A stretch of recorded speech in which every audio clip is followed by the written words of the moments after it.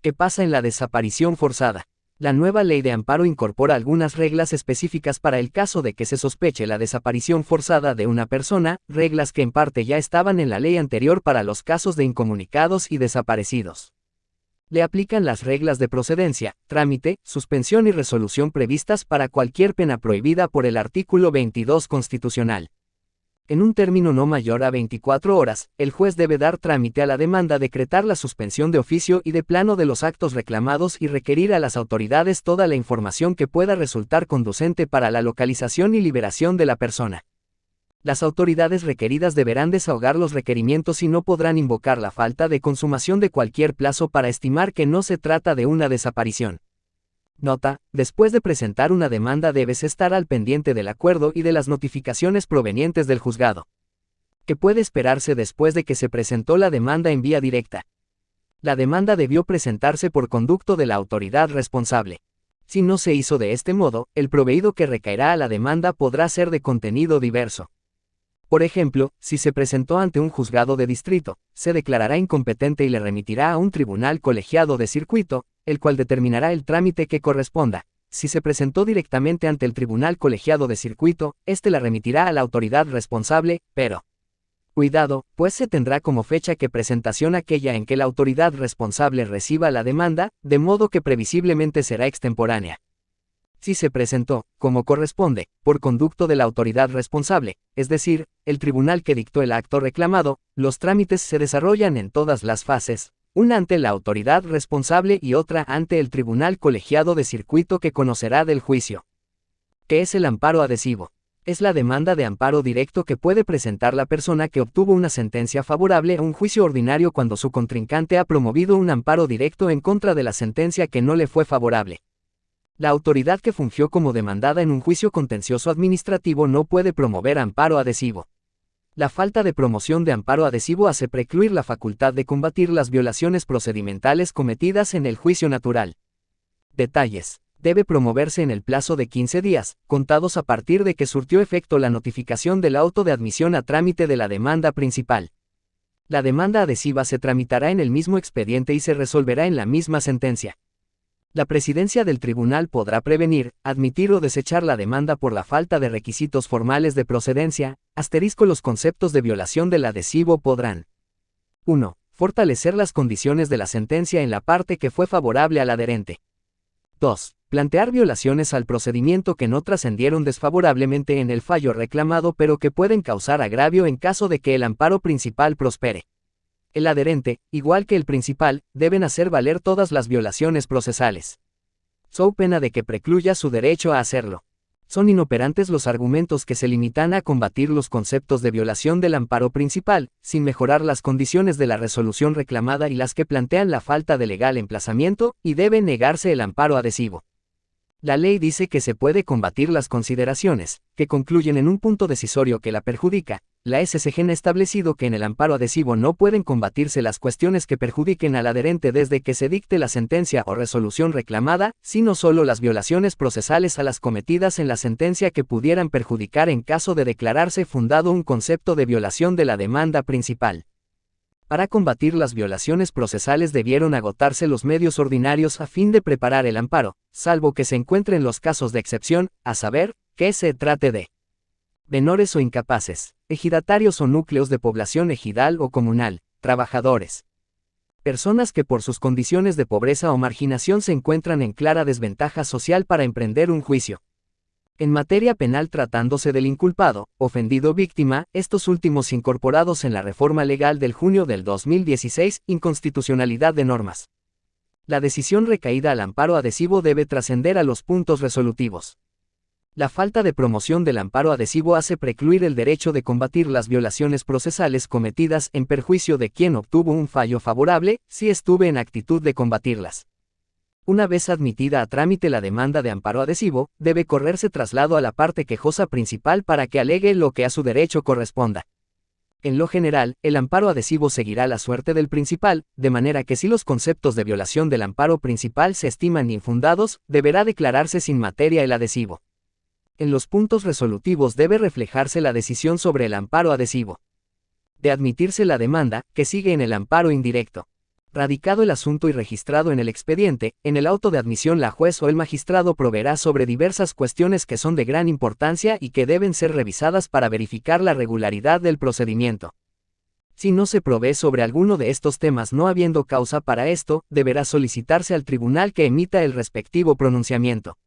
Admisión, personalidad, emplazamiento, informe justificado, expediente administrativo, índice de diligencia y otras diligencias, audiencia constitucional, pruebas documentales, información confidencial y reservada, pruebas que requieren preparación, suspensión, autorizados, domicilio, transparencia, uso de medios electrónicos, otras.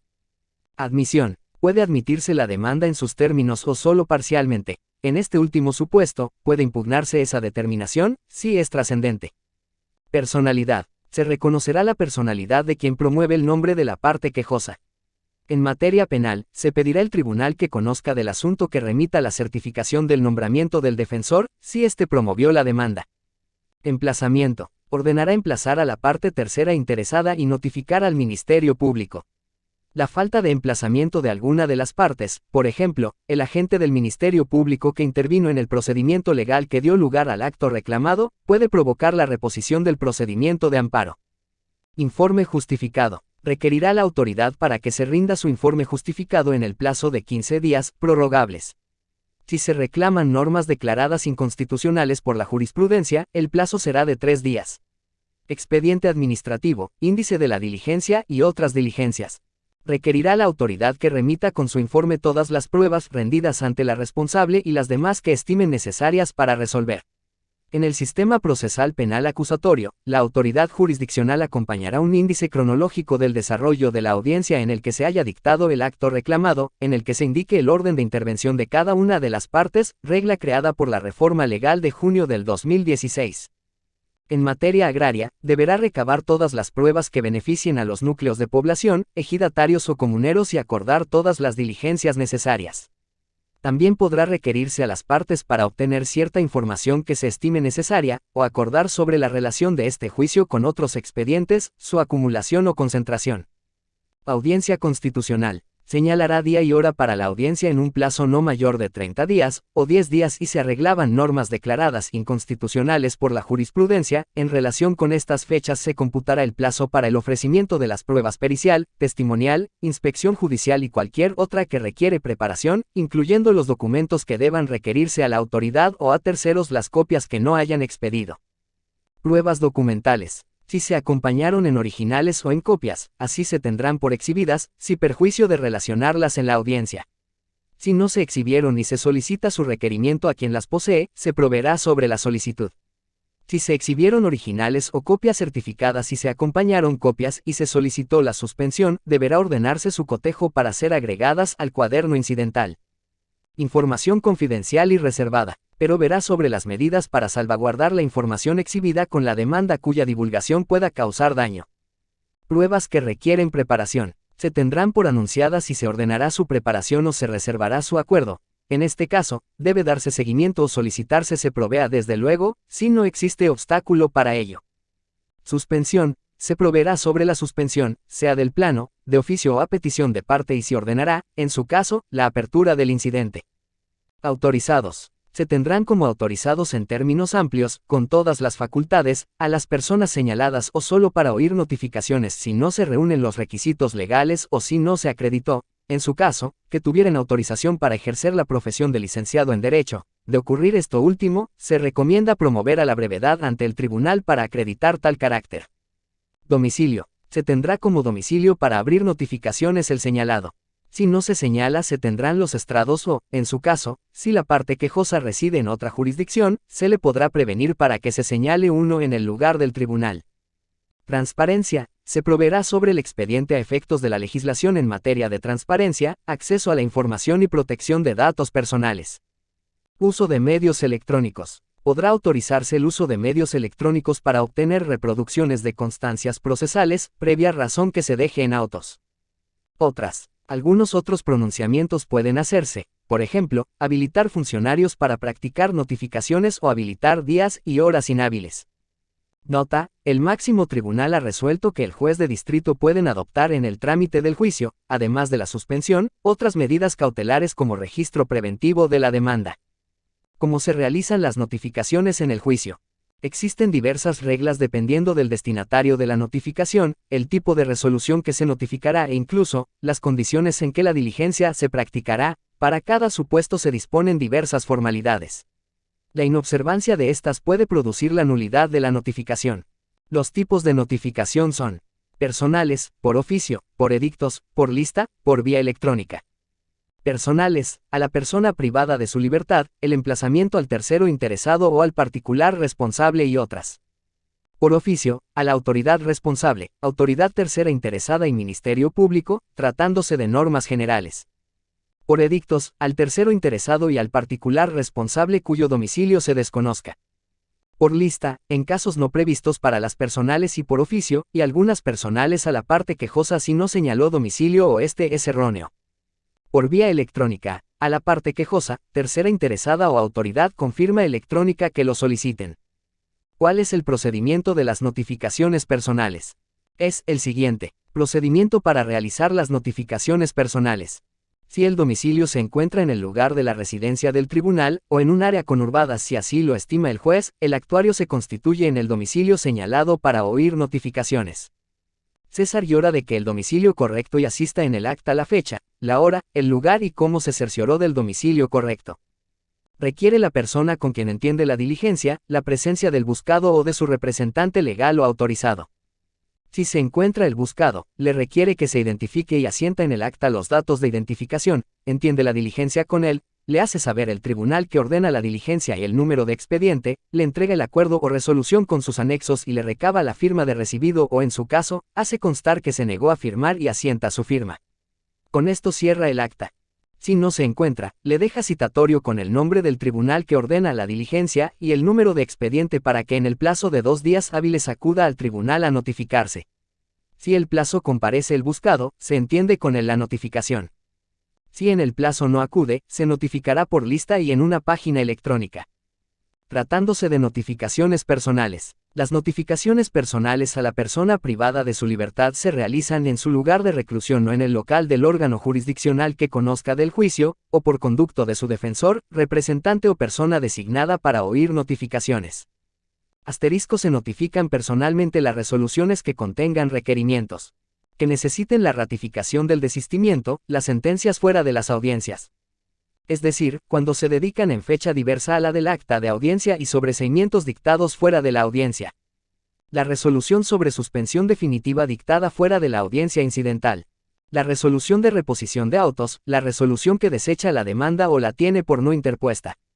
La aclaración de sentencias y ejecutorias, la aclaración de la resolución que modifica o revoca la suspensión definitiva, la sentencia de amparo directo que es susceptible de impugnación por medio de recursos de revisión, es decir, cuando se planteó en la demanda la inconstitucionalidad de una norma general o se propuso la interpretación directa de un precepto constitucional, sea que el tribunal se haya o no pronunciado y cualquier otra que ordene el tribunal.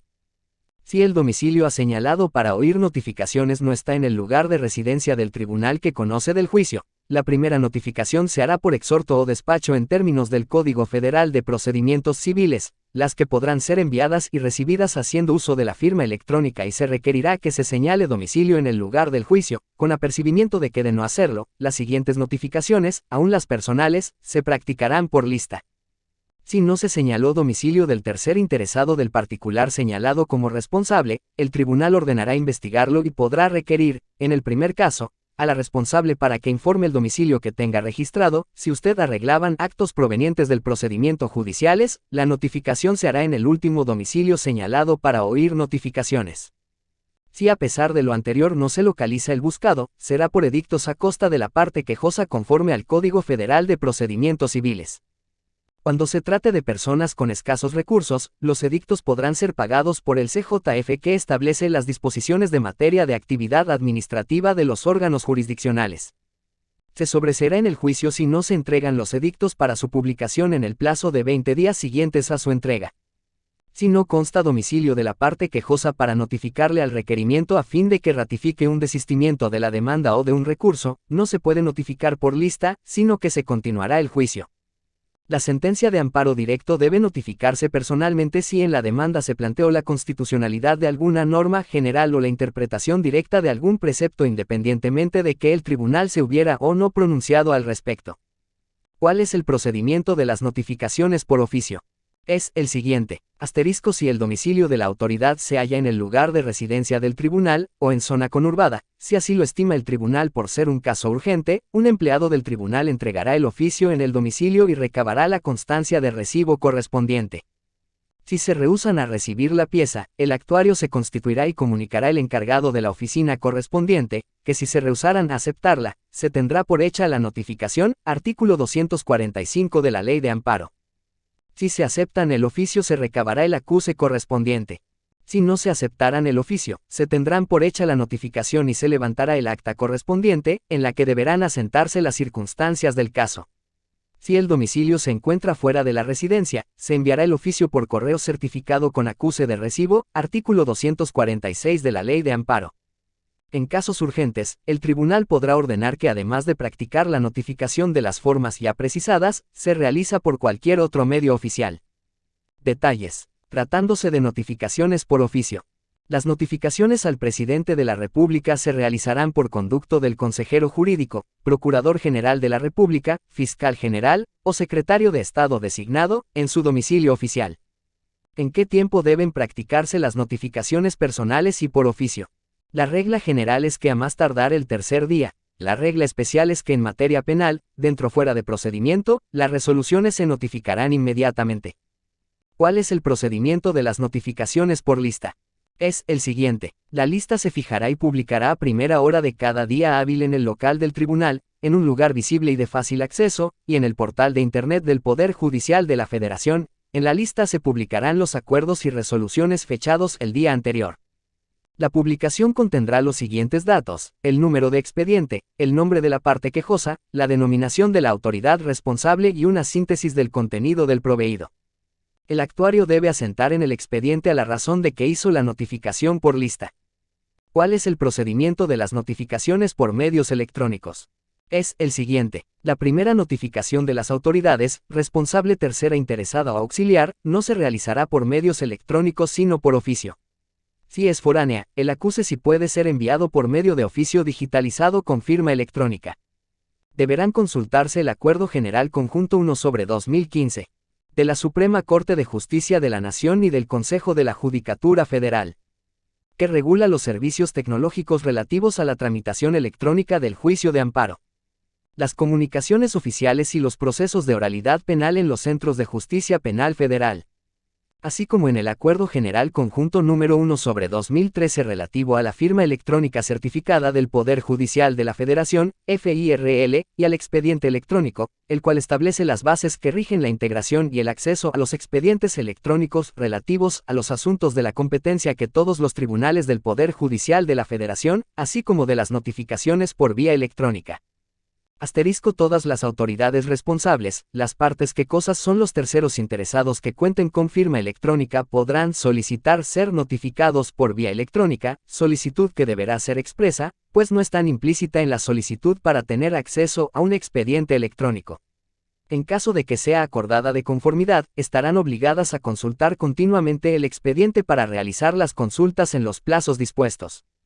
En términos de lo previsto en la fracción 3 del artículo 31 de la Ley de Amparo, las notificaciones electrónicas surten sus efectos, en principio, cuando se genere la constancia de la consulta realizada por la parte respectiva, de la resolución correspondiente. Dicha constancia se entenderá generada cuando el sistema electrónico del Poder Judicial de la Federación produzca el aviso de la hora en el que se consulte la determinación judicial de qué se trate.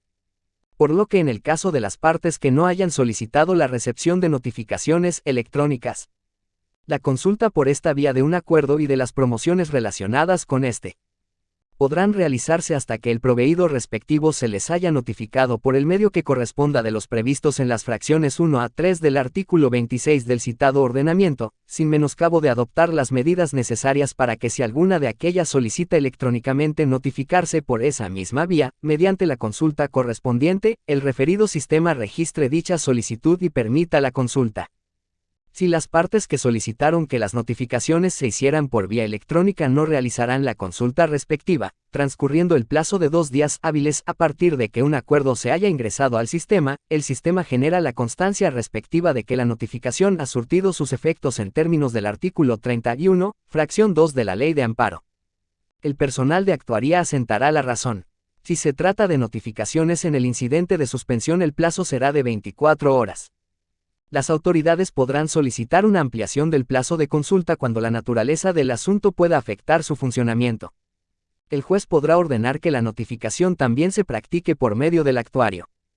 Si se interrumpe el sistema por fallas técnicas, caso fortuito o fuerza mayor, las partes deberán informar al tribunal que, luego de recabar el informe del área técnica, declarará la suspensión de los plazos, el tiempo de suspensión y el momento en que se reinicien los cómputos correspondientes.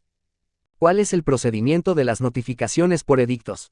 Es el siguiente. Cuando no se conozca el domicilio de la parte tercera interesada o del particular señalado como responsable, o el domicilio que se tenga resulte inexacto, el tribunal dictará las medidas que estime pertinentes con el propósito de que se investigue el domicilio y en el caso de la primera, podrá requerir a la autoridad responsable para que indique si tiene alguno registrado, artículo 244 de la Ley de Amparo.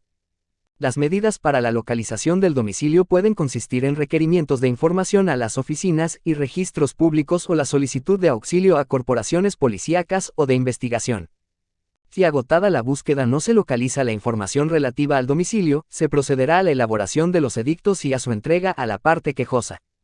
La parte quejosa deberá realizar la publicación de los edictos a su costa, salvo que se trate de personas de escasos recursos, puesto que dará lugar a que la publicación de los edictos sea a cargo de la CJF, en términos del Acuerdo General del Pleno de CJF que establece las disposiciones en materia de actividad administrativa de los órganos jurisdiccionales.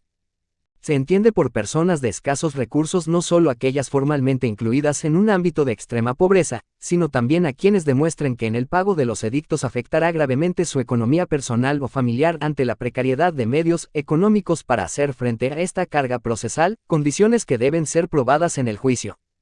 El juzgador debe ponderar las particularidades del caso para decidir si se actualiza este supuesto, pero no pueden poner medidas de apremio para obligar a la quejosa a realizar la publicación, pues es una carga procesal. La SCJN ha establecido que la carga de pagar los edictos no contraviene el derecho a la gratuidad en la impartición de justicia. Ir paso para aquel quejoso acredite ante el órgano jurisdiccional que los entregó para su publicación, debe contarse a partir del día siguiente al en que surte efectos la notificación del acuerdo por el que se pone a su disposición. La quejosa tiene un plazo de 20 días para acreditar que entregó los edictos para su ubicación, contados a partir del día siguiente al en que surte efecto la notificación del acuerdo que señale que los edictos se ponen a su disposición, pues en caso de no acreditarlos sin causa razonable, a juicio del tribunal, se sobreseerá en el amparo. Cuando surten efectos las notificaciones, las que se realizan a las autoridades responsables o terceras, desde el momento en que se llevan a cabo, pero si se realizaron por correo en día inhábil, se tendrán por realizadas el siguiente día hábil. Las efectuadas por lista, el día siguiente a su publicación, las electrónicas, a la hora y fecha en que se genere la constancia de consulta o de no existir esta, al vencimiento del plazo para la consulta, información que aparecerá asentada en el expediente por el actuario. ¿Qué hacer cuando una notificación en el juicio de amparo está mal practicada? Las notificaciones se presumen válidas, de modo que se debe promover el incidente de nulidad de notificaciones en la siguiente actuación, ver multa artículo 247 de la Ley de Amparo. Este incidente puede tramitarse antes de la sentencia respecto de las actuaciones anteriores, y después de la sentencia solo respecto a las posteriores a esta, incluso su propia notificación. Aunque no se hayan observado ciertas formalidades para la práctica de una notificación, puede suceder que los vicios se convaliden y se tenga por conocedor del acto al destinatario de la diligencia. Además, la nulidad de una notificación puede ser insuficiente para beneficiar el promovente del incidente, si existe evidencia de que no conoció por otro medio del acto nota. Es fundamental estar al pendiente de las notificaciones. Muchas veces, de esto depende la suerte del litigio. ¿Cómo se computan los plazos en el juicio de amparo? El cómputo de los plazos en el trámite del juicio de amparo se rige por diversas reglas que atienden a la naturaleza de los actos de que se trate. Algunas de tales reglas se señalaron a continuación. En el juicio de amparo, por regla general, los plazos se computan en días hábiles y se excluyen en los inhábiles, que son los sábados, domingos, 1 de enero, 5 de febrero, 21 de marzo, 1 y 5 de mayo, 16 de septiembre, 12 de octubre, 20 de noviembre y 25 de diciembre. Aquellos en que se suspendan las labores de los tribunales, por acuerdo del CJF o de la SCJN, o a causa de fuerza mayor. Debe considerarse que las labores de los tribunales pueden suspenderse los lunes señalados como inhábiles por el artículo 74 de la Ley Federal del Trabajo, relativo a la determinación de los días hábiles e inhábiles respecto a los asuntos de su competencia, así como de los de descanso para su personal, así como el Acuerdo General del Pleno del CJF que establece las disposiciones en materia de actividad administrativa de los órganos jurisdiccionales. Los plazos se computan por separado para cada una de las partes. Por regla general, se computan por días hábiles y empiezan a correr a partir del día siguiente al en que surta efectos la notificación y se incluye el día de vencimiento. El día que concluya un plazo se computa completo, de manera que las promociones de término puedan presentarse hasta las 24 horas del día de su vencimiento en forma escrita o electrónica. En materia penal opera la regla especial de que los plazos se computan de momento a momento.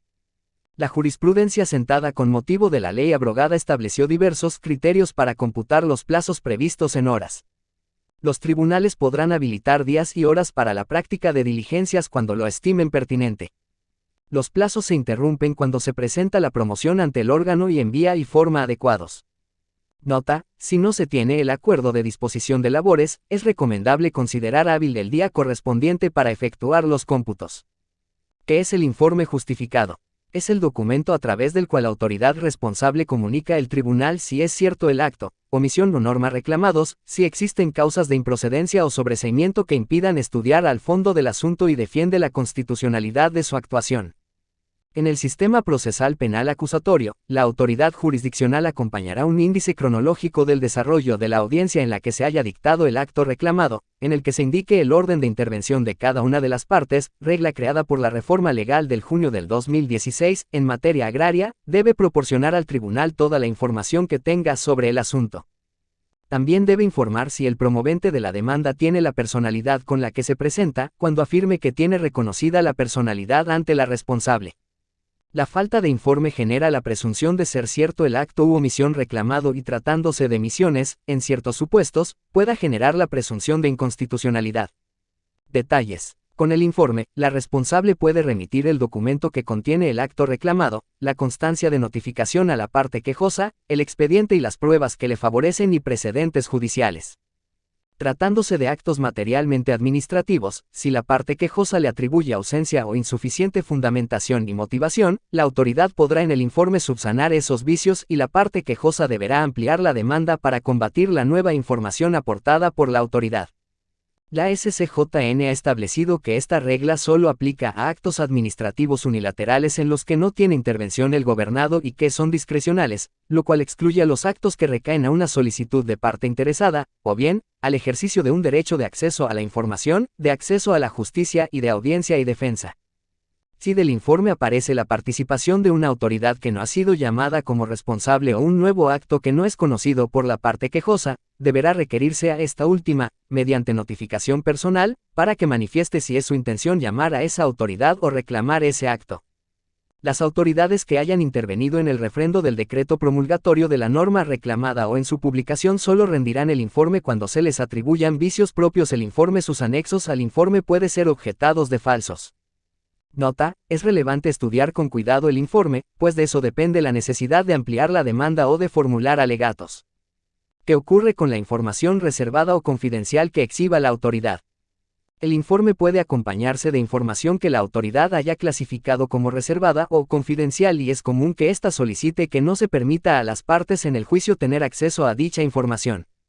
El tribunal, dada su más estricta responsabilidad, previa ponderación de los derechos implicados y las especificidades del caso, puede permitir el acceso a las partes de la información, en forma total, parcial o en versión pública cuando considere esencial para su defensa, adoptando las medidas de seguridad para evitar su uso indebido, cuando las modalidades que correspondan, sin que en ningún caso dicha información pueda ser transmitida, copiada, fotografiada, escaneada o reproducida por cualquier medio. El acceso no se considera cuando el acto reclamado sea precisamente la clasificación de la información. ¿Qué es la ampliación de la demanda? Después de presentada la demanda de amparo, existe la oportunidad de presentar una promoción en que se incorporan al litigio nuevos elementos estrechamente vinculados con la demanda inicial, al fin de que el tribunal se pronuncie sobre ellos.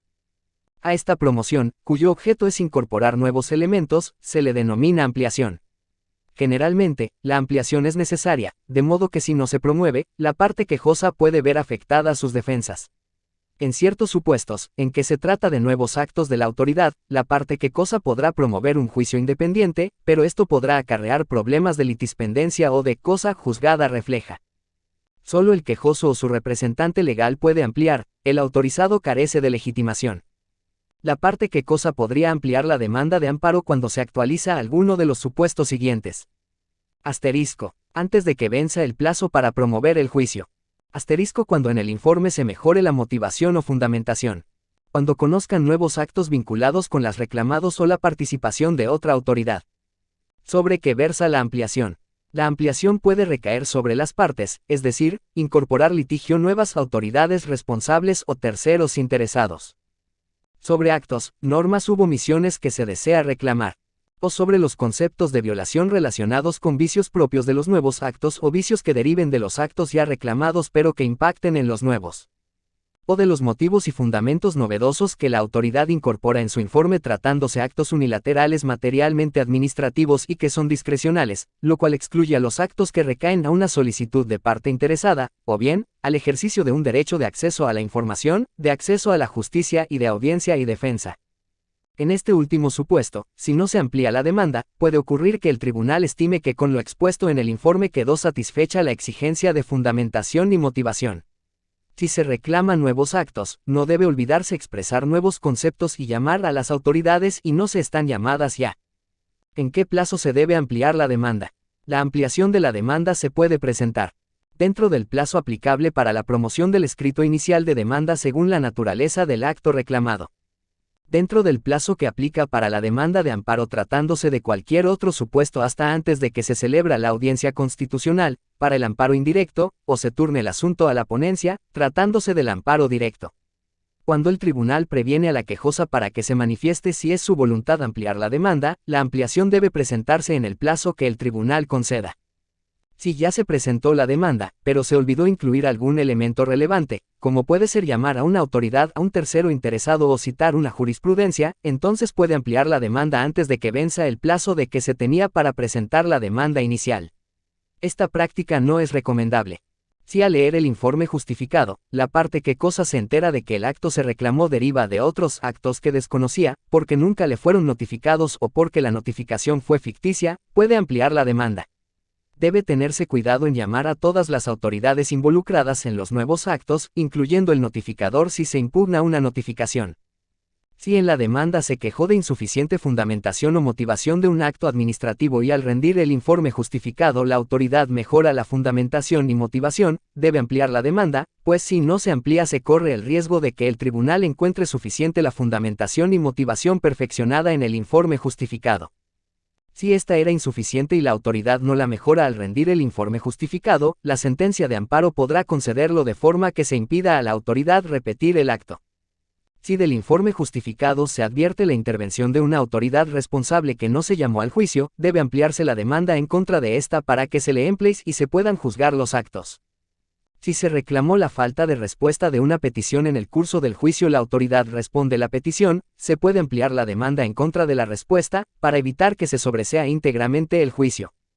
En este supuesto, algunos tribunales estiman que la parte quejosa no puede ampliar si no ha agotado los medios ordinarios de defensa, por lo cual, es de opinión, debe agotarse el principio de definitividad para acudir en su momento al juicio de amparo en caso de no resultar favorable la impugnación ordinaria.